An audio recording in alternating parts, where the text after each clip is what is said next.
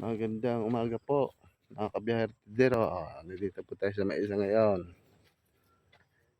Tinitignan mais si boss. Puti rin mga kabiyaherong tindero. Kausap ko rin kanina. Tumigyak pupunta ng SM, gagala. Tumawag. Kausap ko kanina. Arisi pala si Boss Ato. Boss Ato, kaway. Ay, babaero yan.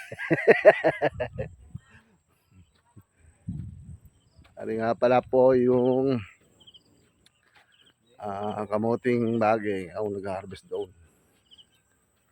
Dami kamuti nag-harvest. Yung malawak ng kamutihan po, export daw yan eh. Yun kamutihan are. Pang ano na po are, pang harvest na.